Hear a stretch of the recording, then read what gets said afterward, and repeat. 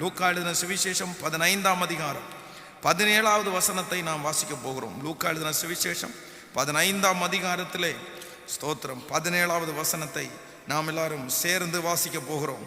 அவனுக்கு புத்தி தெளிந்த போது அவன் தன் தகப்பனுடைய கூலிக்காரர் எத்தனையோ பேர், பூர்த்தியான சாப்பாடு இருக்கிறது, நானோ பசியினால் சாகிறேன், நான் எழுந்து என் தகப்பனிடத்திற்கு போய், தகப்பனே, பரத்திற்கு விரோதமாகவும் உமக்கு விரோதமாகவும் பாவம் செய்தேன், இனிமேல் உம்முடைய குமாரன் என்று சொல்லப்படுவதற்கு நான் பாத்திரன் அல்ல, உம்முடைய கூலிக்காரில் ஒருவனாக வைத்துக் கொள்ளும் என்பேன் என்று சொல்லி எழுந்து புறப்பட்டு தன் தகப்பனிடத்திற்கு வந்தான். அவன் தூரத்தில் வரும்போதே அவனுடைய தகப்பன் அவனை கண்டு மனது உருகி ஓடி அவன் கழுத்தை கட்டி கொண்டு அவனை முத்தம் செய்தான். குமாரன் தகப்பனை நோக்கி, தகப்பனே, பரத்திற்கு விரோதமாகவும் உமக்கு விரோதமாகவும் பாவம் செய்தேன், இனிமேல் உம்முடைய குமாரன் என்று சொல்லப்படுவதற்கு நான் பாத்திரன் அல்ல என்று சொன்னான். அப்பொழுது தகப்பன் தன் ஊழியக்காரரை நோக்கி, நீங்கள் உயர்ந்த வஸ்திரத்தை கொண்டு வந்து இவனுக்கு உடுத்தி இவன் கைகளுக்கு மோதிரத்தையும் கால்களுக்கு பாதரட்சியும் போடுங்கள், கொழுத்தை கற்றை கொண்டு வந்து அடியுங்கள், நாம் புசித்து சந்தோஷமாக இருப்போம். என் குமாரனாகிய இவன் மரித்தான், திரும்பவும் உயிர்த்தான், காணாமல் போனான், திரும்பவும் காணப்பட்டான் என்றான். அப்படியே அவர்கள் சந்தோஷப்பட தொடங்கினார்கள். கைகளை உயர்த்தி ஒரு ஹல்லேலூயா சொல். நம்பர் 3, மூன்றாவதாக, ஆண்டவர் யாரை தப்புவிக்க முடியாது, காப்பாற்ற முடியாது என்றால் தன் தவறை ஒப்புக்கொள்ளாதவர்களை கர்த்தர் காப்பாற்றி கொள்ள முடியாது. ஆமேன் சொல்லுங்கள். பக்கத்தில் இருக்கிற கரங்களை பிடிச்சி சொல்லுங்க, உங்க தப்ப ஒத்துக்கொள்ளாத மனுஷனை ஆண்டவர் காப்பாற்ற முடியாது. ஆமேன் சொல்லுங்க. சில மனிதருடைய வாழ்க்கையில தப்பை மட்டும் ஒத்துக்கவே மாட்டாங்க, எவ்வளவு நாளானாலும் நிரூபிக்கிறதற்காக தான் பார்ப்பாங்க. நான் செய்யறதுல என்னங்க தப்பு, நான் செய்யறதுல ஒண்ணுமே தப்பு இல்லை, அன்னைக்கு அந்த சூழ்நிலையில அப்படி செஞ்சேன், யாரா இருந்தாலும் அந்த சூழ்நிலையில அப்படித்தான் செஞ்சிருப்பாங்க அப்படின்னு எல்லாம் நிறைய பேர் சொல்லுவாங்க. இல்லைங்க, ஆண்டவர் உங்களை எப்போ நீங்க அகப்பட்டிருக்கிற சிக்கல், நீங்க செஞ்சதுனால அகப்பட்டிருக்கிற அந்த சிக்கல்ல மாட்டி இருக்கிறீங்களா, மாட்டி இருக்கும் போது நீங்க சொல்லணும். பரிசுத்தவான்கள் எல்லாம் அந்த வார்த்தையை தான் சொல்லி இருக்கிறார்கள், நாங்களும் என் தகப்பன் வீட்டாரும் பாவம் செய்தோம். பாருங்க, இந்த இளையகுமாரனை தூக்கி எடுக்க முடியாது அவங்க அப்பாவால, அவனை திரும்ப ஒரு வாழ்க்கை கொடுத்துருக்க முடியாது. ஆனா திரும்ப எப்போ அவனுக்கு வாழ்க்கை கிடைச்சிச்சுன்னா, நான் பண்ணின தப்பு அவன் உணர்ந்தான். பாருங்களேன், நான் உணர்ந்துட்டேன், நான் பண்ணினது தப்பு தான் அப்படின்னு ஒப்புக்கொண்டு தன்னுடைய தகப்பனாரிடத்திற்கு வந்த உடனே வேதம் சொல்லுகிறது, ஆண்டவர் அவனுடைய தகப்பன் அவனுக்காய் கொழுத்த கன்றை அடித்து உயர்ந்த வஸ்திரத்தை கொடுத்து காலுக்கு பாதரட்சியும் கைக்கு மோதிரத்தையும் கொடுத்தார்.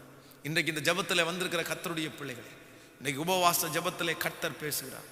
ஆண்டவரே, அந்த சூழ்நிலையில நான் அப்படி செஞ்சேன் ஆண்டவரே, அந்த மனுஷன் என்னை வழி நடத்தினா நான் அப்படி செஞ்சேன் ஆண்டவரே, நான் செஞ்சதுல என்ன ஆண்டவரே தப்பு இருக்குது, என் சிச்சுவேஷன்ல இருந்தா யார் வேணாலும் அப்படிதான் ஆண்டவரை செய்வாங்க அப்படின்ற வார்த்தையை விட்டுவிட்டு, நான் செஞ்சது தப்பு தான் ஆண்டவரே, நான் செஞ்சது தப்பு தான் ஆண்டவரே, என்னதான் இருந்தாலும் நான் செஞ்சிருக்க கூடாதப்பா, என்னை மன்னிச்சிடுறீங்களா, என்னை இந்த பிரச்சனையிலேருந்து என்னை தூக்கி எடுப்பீங்களா, என்னை இந்த குழியிலேருந்து தூக்கி எடுப்பீங்களா, நான் செஞ்ச தப்புனால தான் இந்த குழியில வந்திருக்கிறேன், நான் செஞ்ச தப்புனால தான் இந்த கடன்ல மாட்டி இருக்கிறேன், நான் செஞ்ச தப்புனால தான் இவ்வளோ பெரிய பிரச்சனை எனக்கு வந்திருக்கிறது, என்னை தூக்கி எடுக்க முடியுமா என்று கர்த்தரிடத்துல கெஞ்சுங்கள், கேளுங்கள்.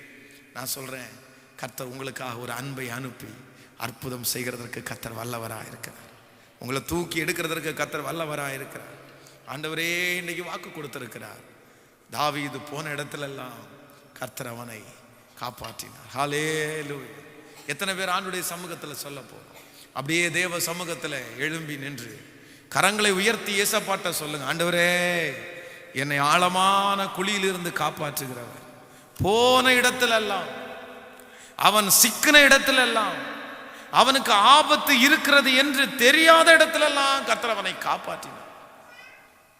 அங்கே ஆபத்து இருக்கிறது என்று அவனுக்கு தெரியாது, அவர்கள் பொய் சொல்லுகிறவர்கள் என்று தெரியாது, உண்மை என்று அவன் நம்பினான், கர்த்தர் அவனை காப்பாற்றினார், கர்த்தர் அவனை காப்பாற்றினார்.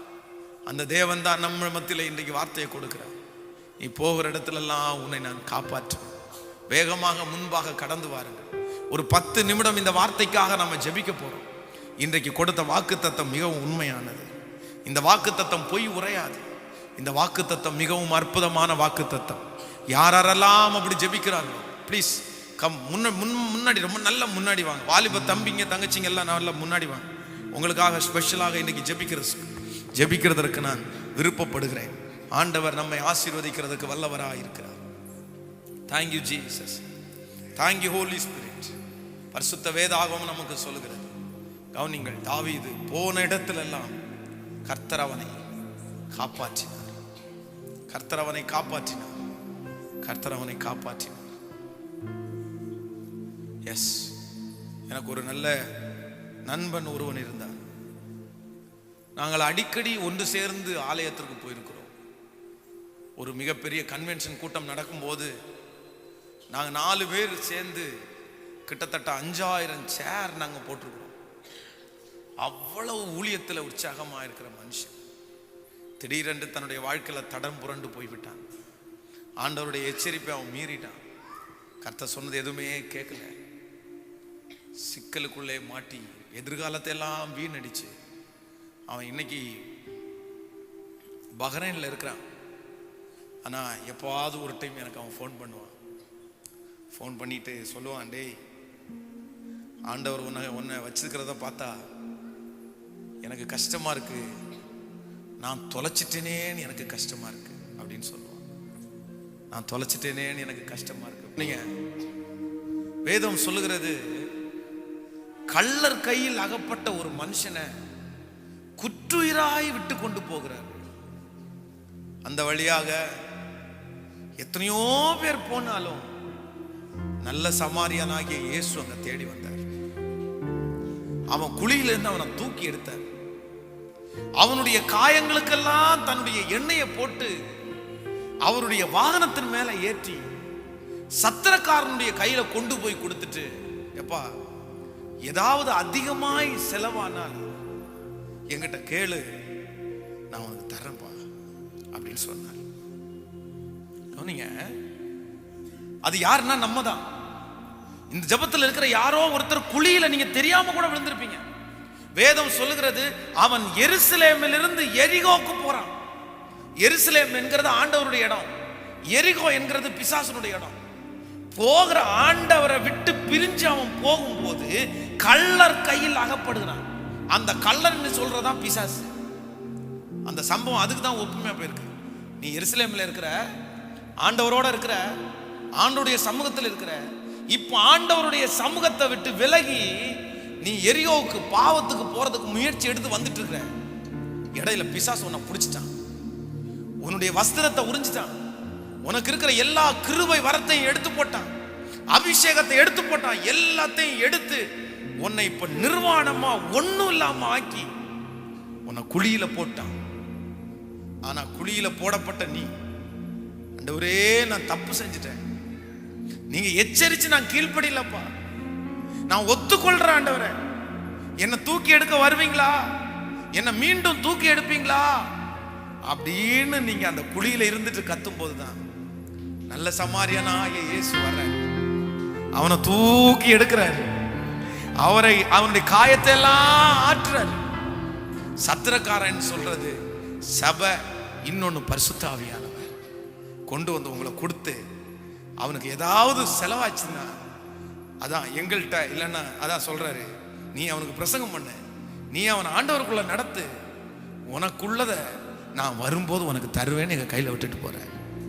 நான் நம்புறேன் இன்னைக்கு அப்படிப்பட்ட குழியில நீங்க இருப்பீங்க அப்படின்னா, ஆண்டவரே ப்ளீஸ் எனக்கு ஒரு ஹெல்ப் பண்ணுங்கப்பா.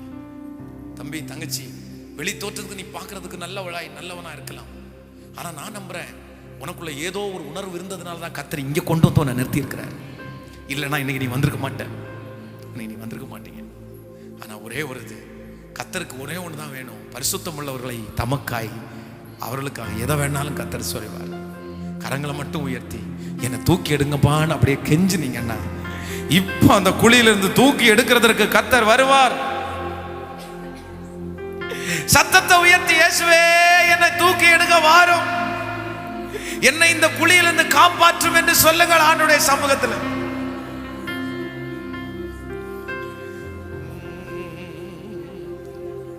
ஹalleluya. உங்க சத்தம் அப்படியே மேல உயரட்டும். வாலிப தம்பி, உன்னுடைய இருதயத்தை அறையை அப்படியே திறந்து மற்ற எல்லாத்தையும் அடைத்து கொண்டு, சிந்தனைகளை எல்லாம் அடைத்து கொண்டு, யார் பார்க்கறாங்க யார் இருக்கிறாங்க எல்லாத்தையும் நீ மாற்றி கொண்டு ஒன்னே ஒண்ணு கையை மட்டும் உயர்த்தி ஏசப்பா மட்டும் நோக்கி பார்த்து, இயேசுவே நல்ல சமாரியனாகிய இயேசுவே என்னை தேடி வாரும் என்று சொல். ஹalleluya.